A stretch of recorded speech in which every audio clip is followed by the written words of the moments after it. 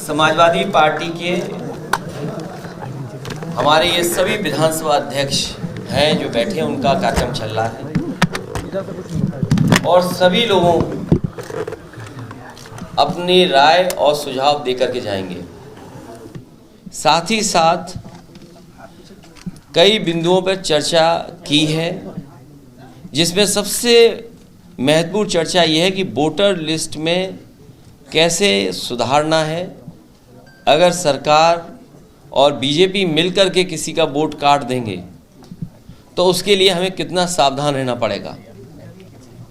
पिछली बार भी समाजवादी पार्टी ने जब ये आरोप लगाया था कि जानबूझ करके समाजवादी पार्टी के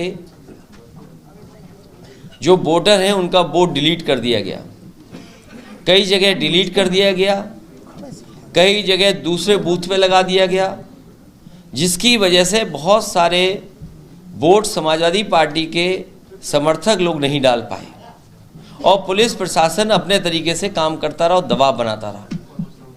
इसलिए अब वोटर लिस्ट जो 22 जनवरी को प्रकाशित होने जा रही है, उसमें जो हमारा वोट कट गया है या जो बढ़ने से छूट गया है, उसकी तैयारी विधानसभा स्तर पे भी और पार्टी के सभी पदाधिकारी और जो चुनाव लड़े हैं वो अपनी महत्वपूर्ण भूमिका निभाएंगे, जिससे कोई भी वोट छूट न जाए और वोट डालने के दिन किस तरीके से इंतज़ाम किया जाए जैसे से समाजवादी पार्टी का पूरा वोट पड़ जाए, ये चर्चा हुई है।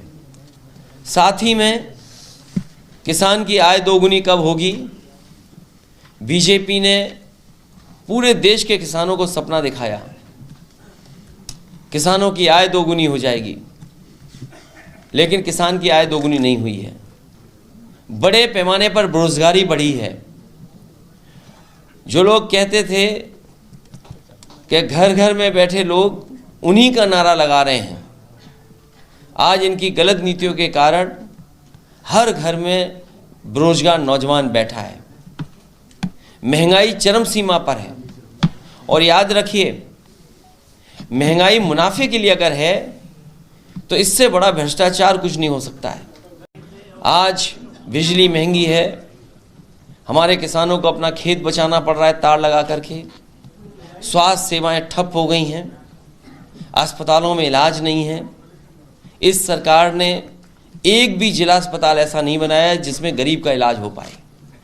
बड़े बड़े मेडिकल कॉलेज बनाने की बात तो कही, समाजवादी सरकार में जिन मेडिकल कॉलेजों को बनाया गया था वो भी आज मेडिकल कॉलेज नहीं चलाए जा रहे हैं।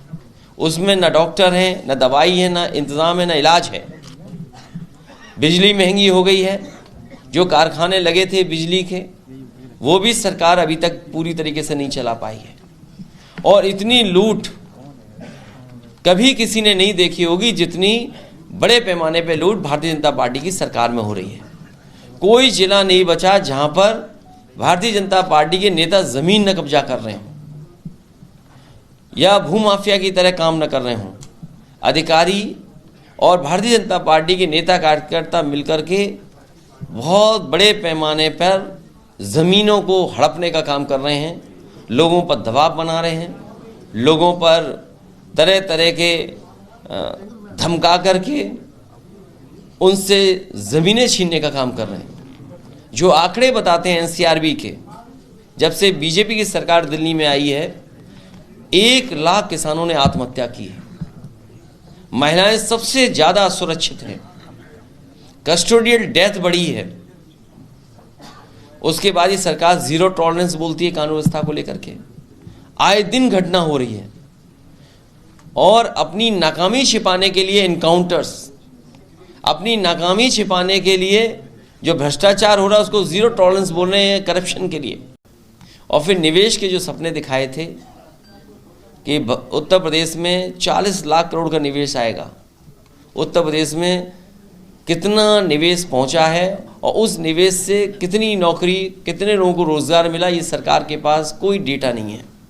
और अब तो दूसरे प्रदेश के लोग भी निवेश के लिए उद्योगपतियों को बुला रहे हैं। जो उद्योगपति उत्तर प्रदेश सरकार में जब यहाँ पर इन्वेस्टमेंट मीट हुई थी उन्होंने भरोसा दिलाया था कि यहाँ पर निवेश करेंगे। आज वही उद्योगपति दूसरे प्रदेशों में निवेश कर रहे हैं और दूसरे प्रदेशों में निवेश का संकल्प ले रहे हैं। तो बताइए उत्तर प्रदेश में निवेश कब आएगा? इन तमाम सवालों को लेकर के चर्चा हो रही है। हमें उम्मीद है कि हमारे सभी पार्टी के पदाधिकारी मिलकर के, विधानसभा के अध्यक्ष जो यहाँ पर बैठे हैं, ये सभी मिलकर के समाजवादी पार्टी को समय भी देंगे, अच्छे कार्यकर्ताओं से काम लेकर के आने वाले चुनाव में भारतीय जनता पार्टी का मुकाबला करेंगे।